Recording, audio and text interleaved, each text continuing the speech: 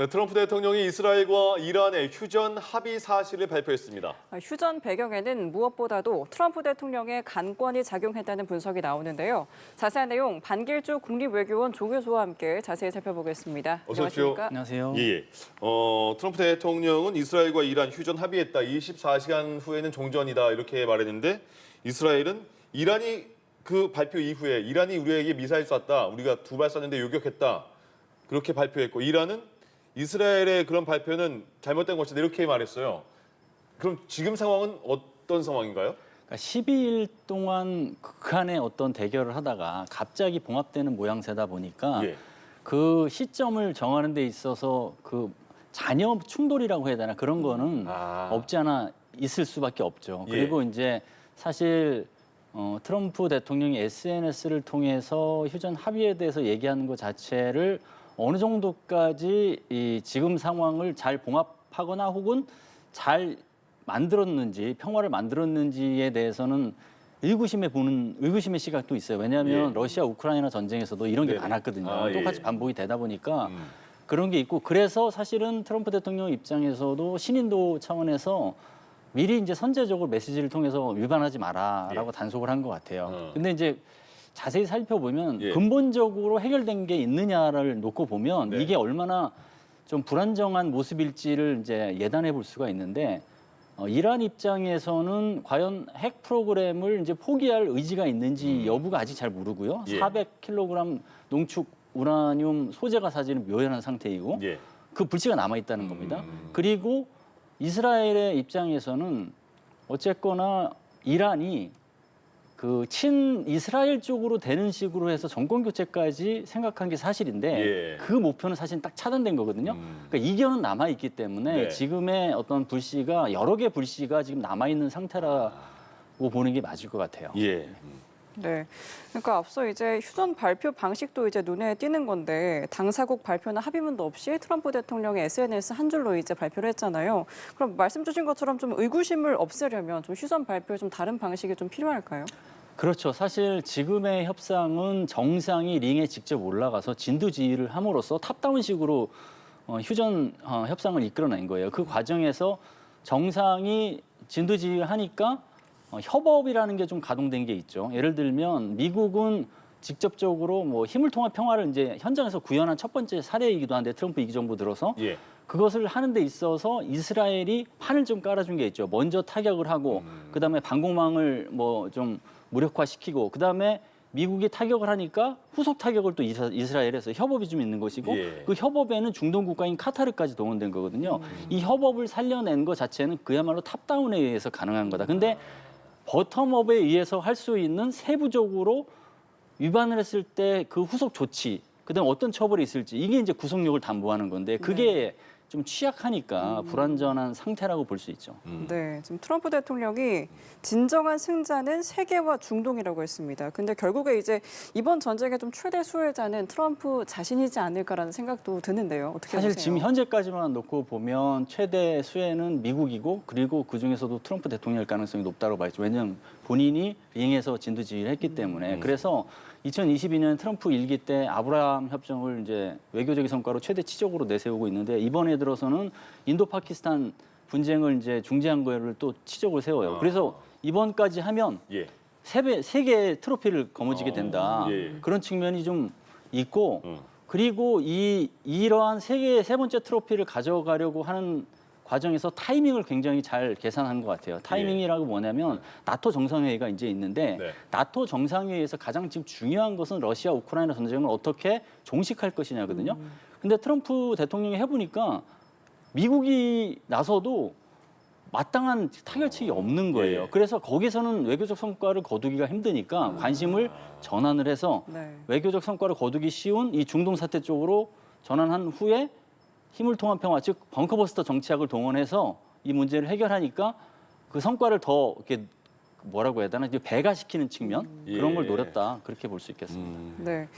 그런 가운데 네타냐후 총리가 이제 또 정치 위기 속에서도 이란 핵시설을 타격을 하면서 정치적으로 좀 기사회생했다, 좀 반전을 이뤄냈다라는 평가가 나오는데 이스라엘의 좀 내부 반응은 어떻습니까? 그렇죠. 사실 이스라엘이 이란에 대한 타격을 하기 전에 네타냐후가 정치적 입지가 굉장히 위기의 상황이 있었죠. 그러니까 반 네타냐후 뭐 시위도 많았고 네.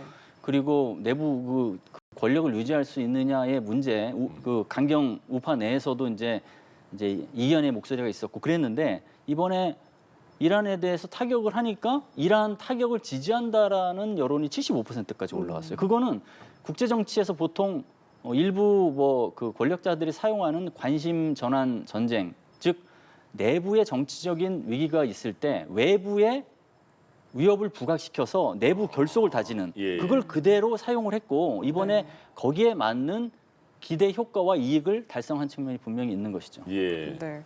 다시 돌아가서 이제 이스라엘과 이란의 휴전이 좀 된 배경을 좀 짚어보자면요. 사실상 이란이 백기투항한 것 아니냐라는 분석이 나오고 있습니다. 좀 휴전을 수용할 수밖에 없었던 요인 뭐가 있을까요? 저는 뭐 그 앞서 말씀드린 것처럼 미국과 이스라엘, 카타르의 협업도 있었지만 이란에게 백기를 들고 나올 정도로까지 몰아세웠지만 마지막에 백기를 들고 나오는 모습은 연출하지 않도록 여건을 좀 만들어줬다. 그래서 가능했다라고 봅니다. 그게 첫 번째는 어쨌거나 미국이 직접 그 타격을 하는 주체가 됐는데 그러면은 이란 입장에서는 자위권을 발동을 시켜야 되는데 자위권을 발동해서 그 정도는 하게끔 허용을 해줬다. 이건 사실 허용해줬다는 표현이 맞는 것 같아요. 사전에 통보를 한 시기니까. 그게 있었고 두 번째는 이스라엘이 이란에 대한 정권 교체를 얘기했지만 거기까지 안 된다고 선을 그음으로써 정권 교체까지 안 가게 만들어줬다. 예. 그래서 백기투항은 안 하게 한 거예요. 백기투항 직전까지 갔지만 그러니까 이란도 휴전에 나설 수 있는 판을 만들어줬다. 그렇게 볼 수 있고요. 이스라엘 입장에서는 미국이 이란에 대한 타격을 해준다라는 그 조건을 받아들이는 대신에 이스라엘은 대신 그 이후에는 휴전에 동의해라라는 정도의 암묵적인 어떤 거래도 있었을 것 같아요. 그런 게 다 어우러져서 휴전 합의가 있지 않을까라는 판단을 해봅니다. 그러니까 이란의 입장에서는 대외적인 국제사회의 시선도 있고 대내적으로 국민들의 그런 그 시선도 있으니까 최선의 자존심을 지켜주는 그렇죠. 거라고 보면 예. 되는 거예요. 예, 그렇죠. 그러면 그 카타르가 이번 그 이스라엘과 이란 전쟁을 중재했다 이렇게 나오는 건데 카타르는 어떤 나라길래 이렇게 중재를 할 수 있는 뭐 권한이 있는 건지 아니면 그렇게 이 중재를 양국 또 미국까지 받아들일 수 있는 건지 어떤 나라예요, 카타르가? 카타르가 소국이지만 그 소국 속에서 생존법을 이제 특화시킨 게 예. 중재 외교, 그다음에 친화 외교 뭐 이런 건데 이제 모든 국가하고 다 친함으로써 그게 결국은 협상에서는 장점이 되게끔 하는 게 이제 전략으로도 그렇고 자산도 그렇고 자산 측면에서는 세계 그 원유 어떤 13%를 보유하고 있어요. 그래서 네. 그걸 통해서 부국이 돼서 그 자산을 좀 활용해서 가자 지구에도 인도주의적 지원도 해주고 막 이런 정도의 역량을 발휘하는 가운데 친화 외교나 네트워크 측면에서 보면 예. 카타르 내에 그 중동 최대 미군 기지가 있어요. 공군 기지가 있죠. 예. 미국이랑 수시 소통하는 나라예요. 그러니까 이스라엘 입장에서 미국이랑 수시로 소통하는 카타르가 중재해 준다면 굳이 반대할 이유가 없는 거예요. 그러면서 이란하고는 가스전을 공동으로 활용하는 등 에너지 안보 측면에서도 공유를 하고 그다음에 이란을 추종하고 있는 하마스 세력의 사무소가 있기도 해요. 카타르. 그러니까 모든 행위자하고 모든 국가, 뭐 비국가 행위자 포함해서 다 소통할 수 있는 거를 지렛대로 해서 네. 그것을 중재하는 어떤 그 역할에 방점을 찍으면서 생존했던 국가고 그것 때문에 작은 국가이지만 외교적인 입지가 굉장히 탄탄해진 거죠. 그래서 이번을 발판으로 해서 더 탄탄해진 측면이 좀 있습니다. 그렇군요. 예. 네, 이렇게 정치 위상이 급반등한 네타냐후 총리와는 다르게 40년 가까이 이란에서 절대 권력자로 군림하던 하메네이 지도자는 정치적 위기에 몰리게 됐습니다. 지금 이란 내부 변화 가능성은 좀 어떻게 보고 계세요? 사실 하메네이 이 정권이 36년 동안 철권 통치를 해왔는데 최고 지도자 체제죠. 신정 체제에서 안정적으로 유지돼 왔는데 지금 3명의 후계자를 지명했다는 얘기가 나오죠. 그만큼 사실은 정치적 위기라는 얘기예요. 그렇지만 한편으로는 그 정권 교체가 안 된 것 때문에 이 정치적 위기가 이 발판으로 해서 더 심화될 수도 있지만 이것을 극복할 수 있는 기회도 준 것도 있거든요. 그래서 기회라는 부분도 있기 때문에 위기는 맞지만 위기를 또 기회로 전환할 수 있는 그런 그 역할의 측면에서는 하메네이가 할 수 있는 부분도 있기 때문에 좀 더 지켜봐야 될 측면이 있습니다. 예. 그럼 또 주목할 지점이 이란 내부의 좀 강경파 인사들을 중심으로 좀 반미 여론이 커질 가능성과 함께 또 후티 반군 같은 친이란 무장 세력의 앞으로 움직임도 약간 변수가 될 수 있을 것 같은데 어떻게 반미를 보세요? 기치로 한 결집은 저는 두 가지 축에서 이제 움직여질 거라고 보는데 첫 번째는 이란 내부적인 측면, 그게 이제 말씀하신 이란 강경파가 될 수도 있고 이란 추종 세력, 후티 반군 뭐 이런 것처럼 될 수 있는데 후티 반군 같은 경우는 사실은 미국이 이란 핵시설 타격하니까 보복까지도 이제 하겠다고 얘기를 네. 했었거든요. 그렇지만 이 내부 이란 내부 혹은 추종 세력이 이것을 지금 상황을 발판으로 해서 강경 그 노선으로 확실히 전환해서 이걸 행동화한다라는 것은 약간 다른 문제인 것 같아요. 지금 상황은 약간 소강국면이기 때문에 그리고 전열을 재정비해야 되는 시기거든요. 그래서 결집은 하겠지만 행동화하는 거는 즉각적으로 할 수 있는 상황은 아니다. 그게 있고 두 번째 축은 이란을 지원했던 세력의 축이에요. 네. 중국과 러시아, 즉 권위주의 진영이 반미를 기치로 해서 결집할 수 있는 동인이 만들어졌다. 그런 측면에서 두 가지 그 반미를 모태로 한 결집이 내외적으로 이루어질 가능성은 있습니다. 예. 그 미국과 이스라엘 같이 이란의 마지막 자존심은 지켜준 거라는 그 평가해 주셨는데 그래도 이번 전쟁을 보면 이란이 거의 미사일은 뭐 이스라엘에 그 어느 정도 쐈다고 하지만 힘으로서는 완전 무기력하게 당했다고 볼 수 있는 거죠. 그렇죠. 지금까지 이스라엘의 타격이 있을 그 가능성에 대해서는 계속 상존을 했는데 예. 하메네이 정권의 이란 국민들은 그렇게 얘기할 것 같아요. 무슨 준비를 했냐 도대체. 이번 결과 보고. 그렇죠. 예. 지금 뭐 더 이상 그 대항할 수 있는 뭐 미사일 뭐 재고량도 부족하다 이런 얘기가 나올 정도로 막 그렇잖아요. 네. 그리고 군 지휘부가 사실은 초기에 그 사실은 거의 무력화되다시피 됐잖아요. 예. 그러니까 그게 어떻게 됐냐? 왜 어떤 군 지휘부까지 그 정도면 무슨 준비를 했냐라는 그런 게 분명히 있는 것이죠. 예. 그래서 그런 게 있어서 사실은 위기에 직면한 것도 있고 그건 이제 그런 내부적인 측면이 외부적으로 보면 예. 북한하고 비교를 할 수도 있을 것 같아요. 북한은 든든한 후원국이 있는데 다 방관자만 있지 않냐. 이란을 도와줄 국가는 그 외교도 못한 거 아니냐. 이런 질책도 있을 것 같아요. 그런 예. 측면에서는 한계가 분명히 이제 국민들에게도 이란 국민들에게도 주목된 측면이 있죠. 국민들에게도 그렇게 약한 자국의 모습을 보이는 거고 그러면 그 중동 지역 다른 나라에서는 또 이란을 어떻게 볼까요? 이번 결과를 보고. 이란이 이제 과거에 한때는 중동의 어떤 패권을 그 차지할 수 있는 국가로서도 목소리를 내는 시기가 예. 있었거든요. 근데 지금은 확실히 입지가 약해진 거고 네. 그럼에도 불구하고 어쨌거나 이란을 필요로 하는 국가들이 있어요. 중국, 러시아처럼. 예. 미국의 대척점에 서줌으로써 전략적 가치가 있는 거거든요. 그런 국가가 필요하기 때문에 아무래도 중국과 이란하고 소통을 하면서 이란의 지금 약화된 입지를 키우려고 할 거예요. 예. 그래서 그런 것을 보고 그 약화된 입지가 계속 갈 것인지 커질 것인지를 주목을 좀 하겠죠. 그럼 이번에 이스라엘의 이란 공격 그리고 추가로 미국의 이란 공격에 대해서 러시아와 중국은 그냥 가만히 있었던 이유는 뭐예요? 사실 완전히 가만히 있었던 것은 아니고 수사적으로 두둔을 해줬죠. 네네. 수사적으로. 예. 근데 몸은 그게 가만히 있고. 그렇죠. 예. 그게 이제 각자의 셈법이 달라서 그래요. 네. 그건 뭐냐면은 중국 입장에서는 미국이 중동으로 이 군사적 공세를 가함으로써 그 다음에 그게 이제 국제법 위반을 했냐 안 했느냐라는 이 논쟁의 속에서 예.